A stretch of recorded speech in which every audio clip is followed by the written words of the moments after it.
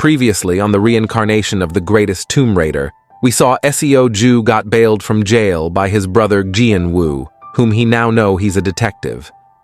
After both of them went here separate ways, Ju began to plan how he is going to find money and a book, a flight to Europe and America where most of the powerful relic first appeared. Occupied on his thoughts, he walked on an alleyway and met his old acquaintances, whom he gave them a glare that showed that they are going to solve his broke-ass syndrome. Guy on the middle like the ringleader about to book first-class ass whooping from the protagonist, giving a heartwarming speech stating, "Wow, Ju Hyun, you are one disrespectful little shit, aren't you? When you see your elders, should you at least bow?" Their main keywords from the heartwarming words are "when you see your elders, should you at least bow?" To Seo Ju Hyun, a 15-year experienced Tomb Raider before being reborn back in time. Those words state that this man wants to see his elders soon, and while he takes him to his ancestors, he should bow to him in appreciation of inheritance of his cash while he joins his ancestors in the afterlife. He recalled that his sponsor before him was holy damn bro, has mathematical name, we will call him by his secondary name, which is Park. He went from being a common street thug to an art broker in which he runs with his older sister, whom she is also called Park, but I will call them she, Park. And yes, her first name is difficult too, avoid confusion. She is she, Park. Both brother and sister are small-time crooks. The MC, after being reborn back in time with his 15 years experience with life-death situation, is here casually grouping criminals into grades. He's forming a pie chart, and these shitheads get the smallest slice. Damn. Recalling back when he was in high school, he needed some quick cash, so he signed on with brother-sister duo. He planned to work there for a short while, but these bastards won't let him leave. In the end, he was slaved away until his mid-20s. That was before he had received some buffs.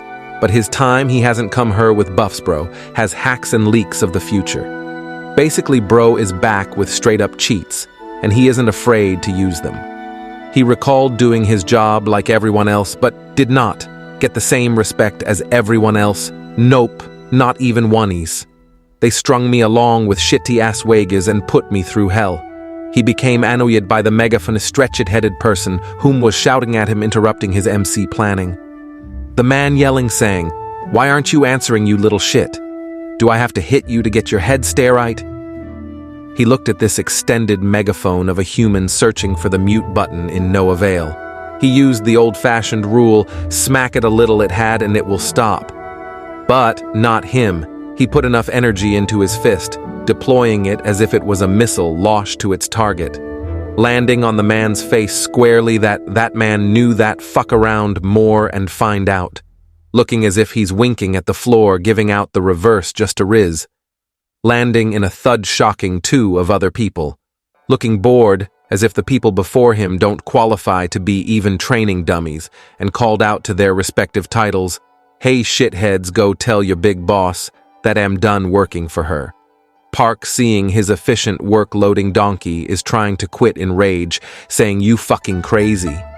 He replied to him, "Oh, before I leave, one more thing.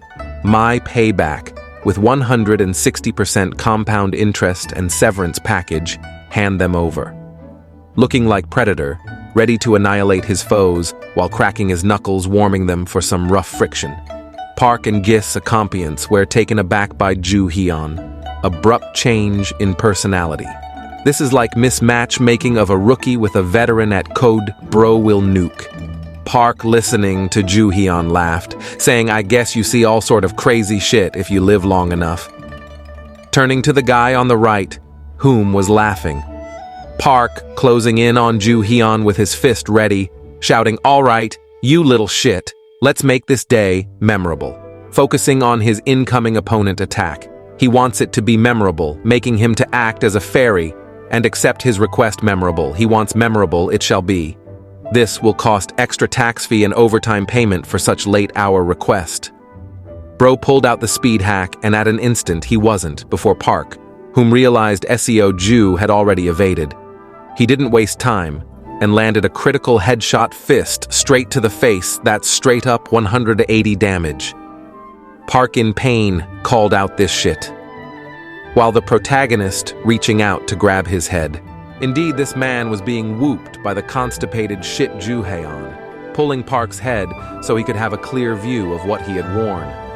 In shock, Park realized it wasn't Prada, Vuitton, but it was the Op Stopper limited edition, which left his mouth agape and nose bleeding by having a closer view. His accomplices calling out, "Boss, I think they too want to know the brand of Ju Hyun's clothes." One of them, not believing his eyes, asked, yelling, "What the hell, how is that shithead that fast?" The stretched face still in pain, holding his chin, in pain looking in anger at Ju Hyun. Another saying, "Didn't the rookie shit suck at fighting?" One yelling, "Shut the fuck up, just attack him once." The guy on the right with the brown coat shouted, saying, "Take this." How loving brother is here, forcing the MC to receive his gifts unwilling. The protagonist is so kind that he reciprocate the same energy he receive. He gave the man whom offered him his fist, but he delivered quickly a precise elbow on his cheek as Black Friday gift discount 100%. The guy on the left looked like a show fanatic, in which he was given a clear view of Ju Hyun's shoe and even felt its sole. Brother felt like those shoes' sole were made for military purpose or something, cause it made him face the opposite direction, almost making a 360-degree angle like an owl. Both of them fell like a Windows software shutting down. Stretched face, looking at Ju Hyun, uttering, "How did happen?" Ju Hyun answering in his mind, "This happened due to 15 years I spent doing self-defense training. Done already, I feel bad for you guys. The world is going to change from here on out, and when it happens, I will be upgrading and improving my cheat." Bro is giving them a heads up that he will be improving his cheats on going forward. Clenching his hand with happiness that his body still remembers to move the way he wants it to. But I can tell that this body muscle to withstand these movements yet. I'll have to end this quickly. My guy knows he's so broken that his current body gut handle his cheats and wants to end the fight quickly, aiming to one shot everyone. This bastard, biting the hand that feeds him with his knife at hand. I guess we'll have to get through his skull. Bro is about to deliver motivation with the dagger to the MC's skull. How thoughtful of him. Longface trying to talk sense into his boss, saying, "Boss, if you're not careful with that knife, we could be in serious trouble." "Mr. Park, I don't give a shit about that," answered Park in anger at Longface's stretched face. But that knife was being saved for the trade. "What if it gets damaged?" asked Stretched Face. "Oh, what is this?" Looking at the knife with a scrutinized look at the knife. "Isn't that knife a relic?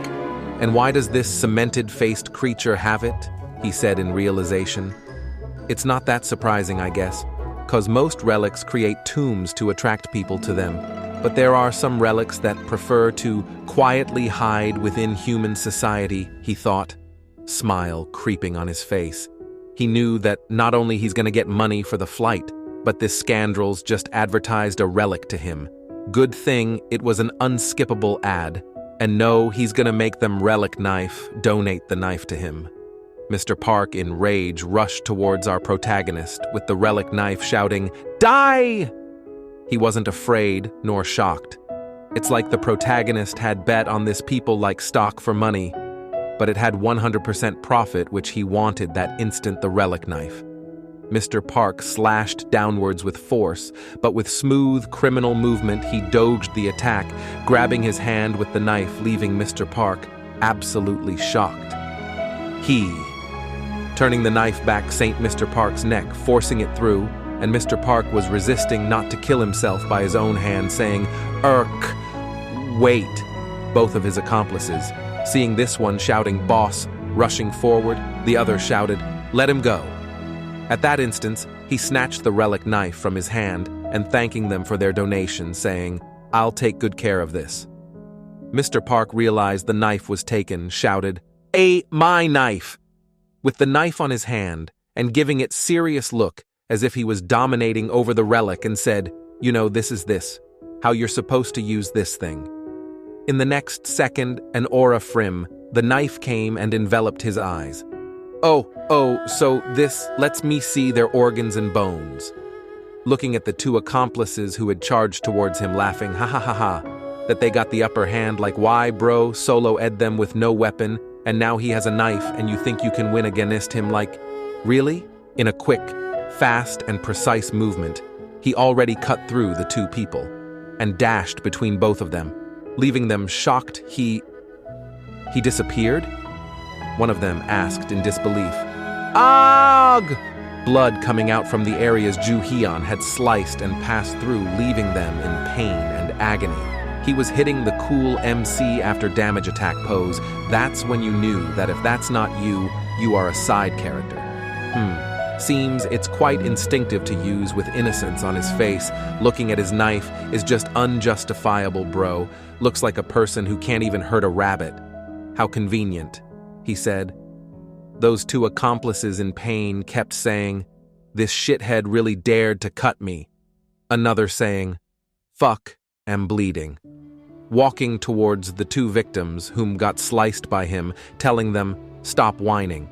The cuts weren't deep, but if you don't hand over the money with interest and pay other fees, which you owe me, such as self-defense fee and victim payment fee, try to do something foolish, I'll double it with interest.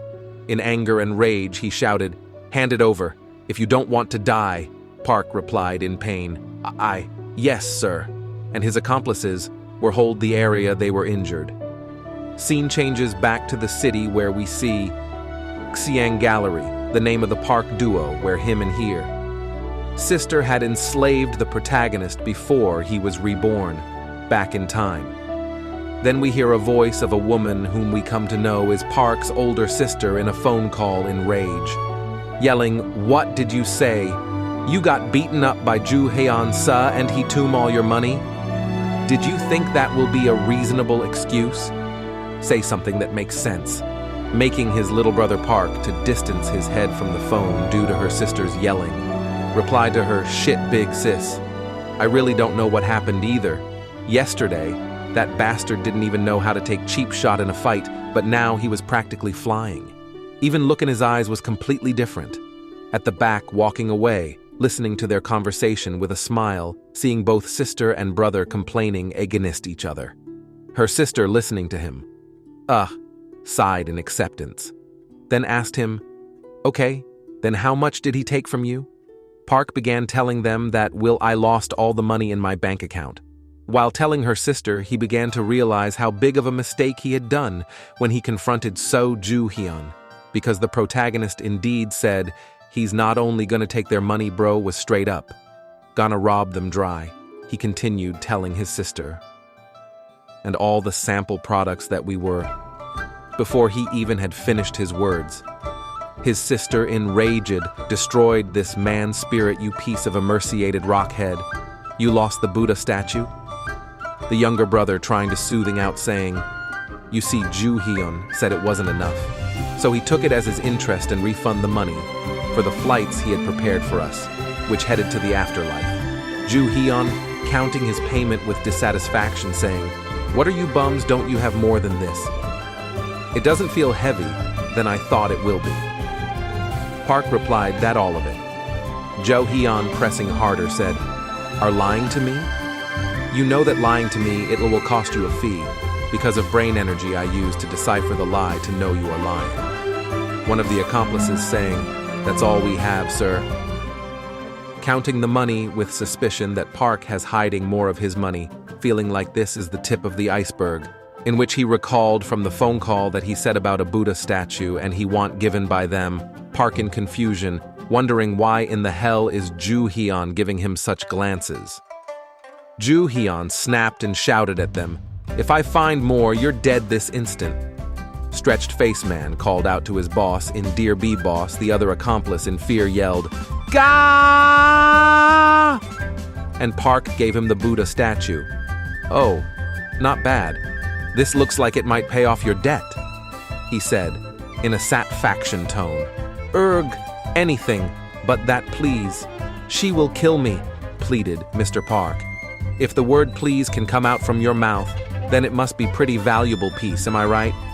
I'm taking it just to make you miserable, he said, walking away and smiling at Mr. Park. Turning, walking away, Mr. Park called out, "Hey, you shithead Ju Hyun!" All of them in their knees, Ju Hyun continued to walk away. Hole. Mr. Park yelled, "Hey, you really can't have that. Hey!" Mr. Park called his sister and told her about the situation. Her sister, a serious look uttered in a low tone, as if holding her rage, saying, "Find it." Huh? Mr. Park not have hear what she had said. She stood up, and in fury and anger she shouted, "Go and get it back this instant, you fucking morons!" While she slammed her hand on her desk,